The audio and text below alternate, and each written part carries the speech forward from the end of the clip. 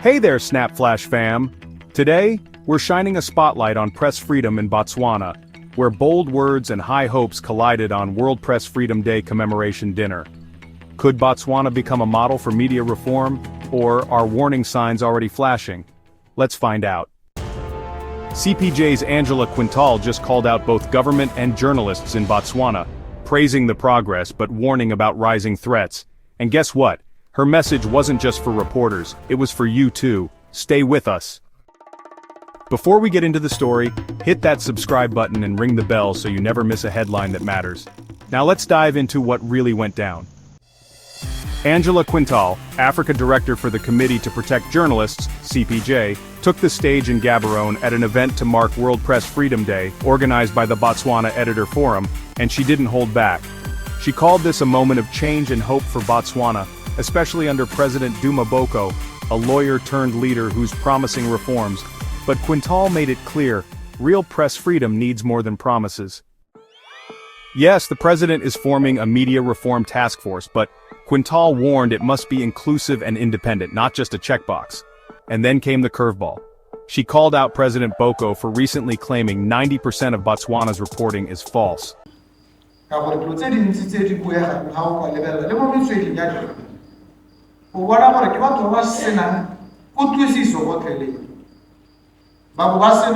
Information.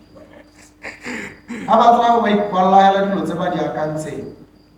Even now, Carrigan take it one medicine of 90%. That was any war. Give me 90%. Another what 90%. Whatever is an indictment on the media, on their professionalism, on their ethical integrity, on their roles and functions of reporting accurately, timeously, and fairly.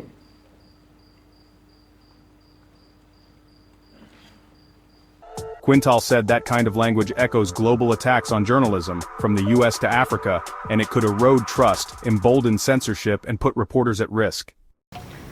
Botswana has a valuable opportunity to join other African nations in reforming the laws to ensure journalism is not criminalized and that journalists' privacy is protected.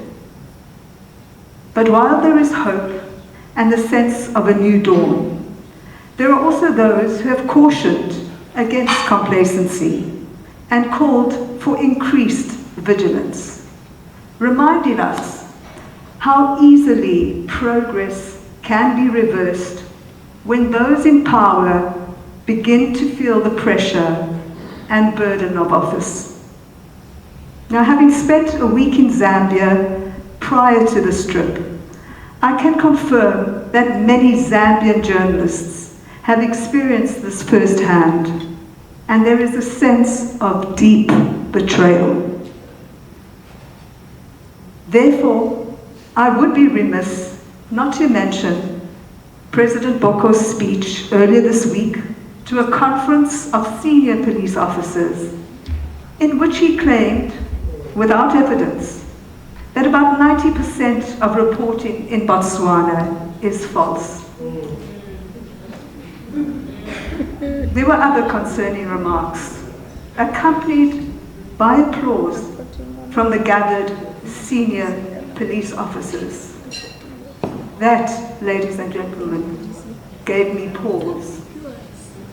I understand this is not the first time President Boko has disparaged the press.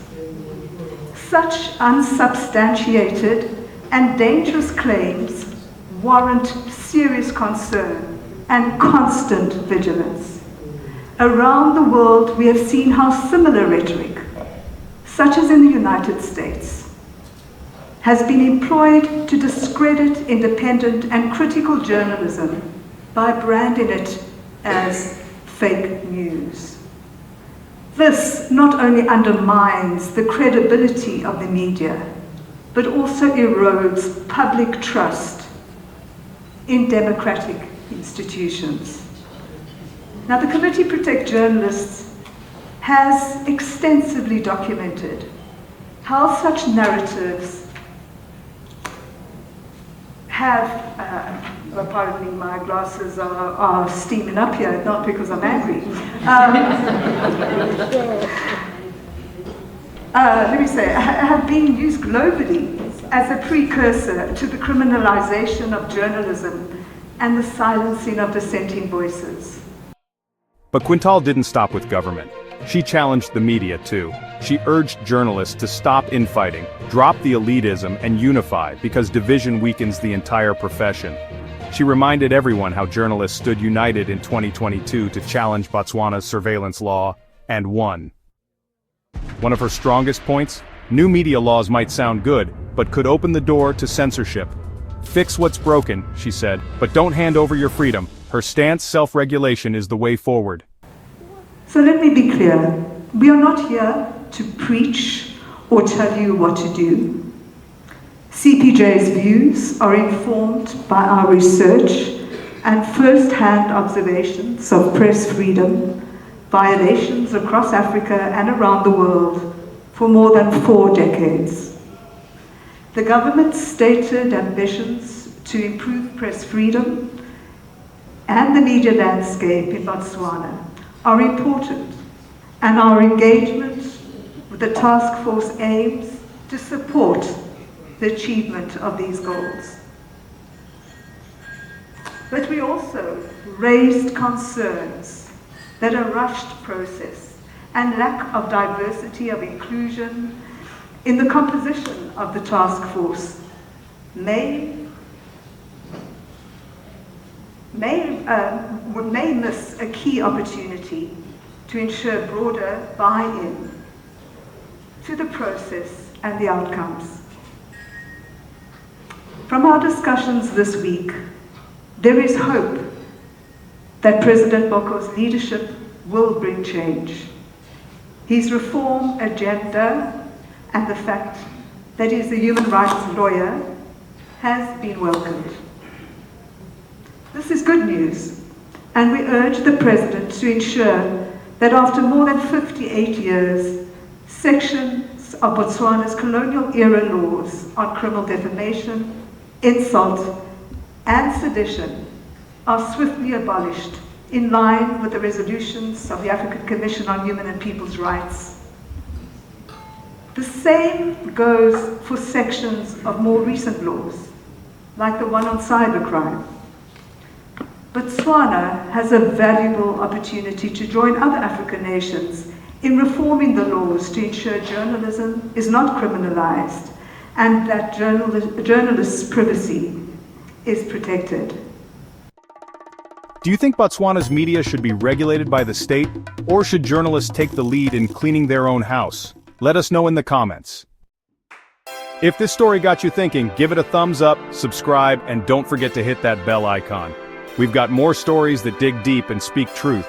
Angela Quintal's message was clear: Botswana stands at a crossroads.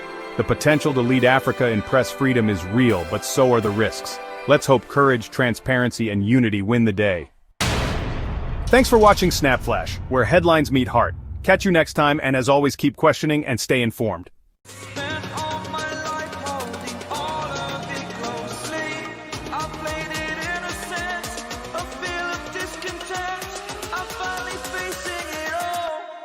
Fearless.